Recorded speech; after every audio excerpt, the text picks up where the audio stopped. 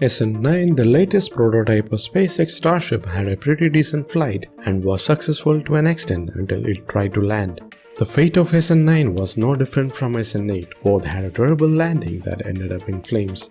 So will the next prototype of Starship, SN10, crash land like SN9 or SN8? Let's find out. When SN8 was about to be tested, Elon Musk tweeted saying that there is only 1 in 3 chances that it could land in one piece. As predicted, last part of the flight didn't go as planned and landing was a failure. Those words from Elon Musk give us a hint that we should expect few sacrifices of Starship prototypes before everything goes exactly right.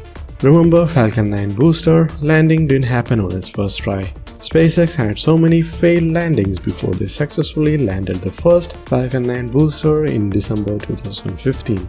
So imagine how hard it is for a giant structure like a Starship, which is way bigger and heavier than a Falcon 9 rocket booster, and challenges are equally bigger. Anyways, after the SN8 crash, all data that was collected was analyzed so that SpaceX could improve on the next prototype, SN9. SN9 took off on the first week of Feb 2021 from Texas Boca Chica launch site with a lot of expectations. Again, this 50-meter tall spacecraft appeared to fly well, did its sequential Raptor engine shutdowns as planned as it went up, and reached a target of 6.2 miles.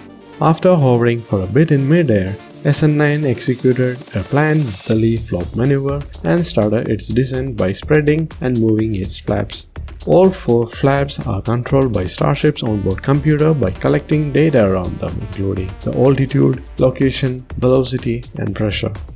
So everything went well until this point, but as the Starship was preparing to land and tried to flip to align itself in a vertical position, one of the Raptor engines seemed to have failed to reignite. Remember, this flip and vertical alignment was successfully done by SN8. But the problem with SN8 was slightly different. According to Elon Musk, header fuel tanker pressure was low, and this caused SN8 to touch down with higher velocity. Take a closer look here. You can see those Raptor engines moving sideways and firing at the same time. Like Merlin engines of Falcon, even Raptor engines are equipped with hydraulic levers that help in controlling the engine thrust by moving in different directions, which in turn control the whole structure vertically. So it's important to ignite at least 2 engines to hold the Starship upright and to slow down the speed. With SN9, you can see that one of the Raptor engines is struggling to reignite and failed to give that perfect burn and thrust. Soon after the SN9 landing, SpaceX engineer John said, "And again, we've just got to work on that landing a little bit." So what can SN10 do differently here? As per the latest tweets from Elon Musk, we can expect to see more focus shifting towards the Raptor engines in how they work and some advanced decision-making capabilities that will be added to the system based on real-time data and results. For example, there is a chance that 3 Raptor engines are reignited to help the Starship to reorient itself in a vertical position.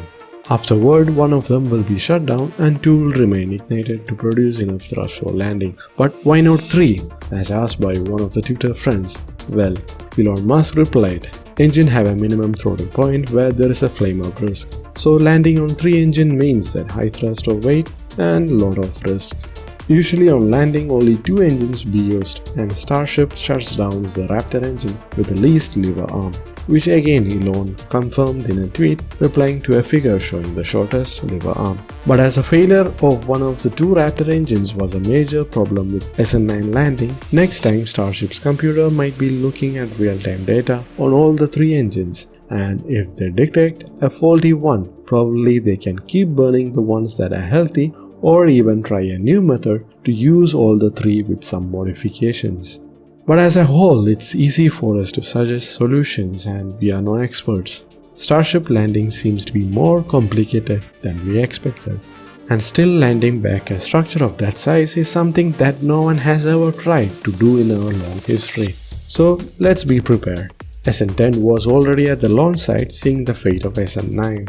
SpaceX is already working on solutions for their mistakes based on the data received and they are ready to improvise now.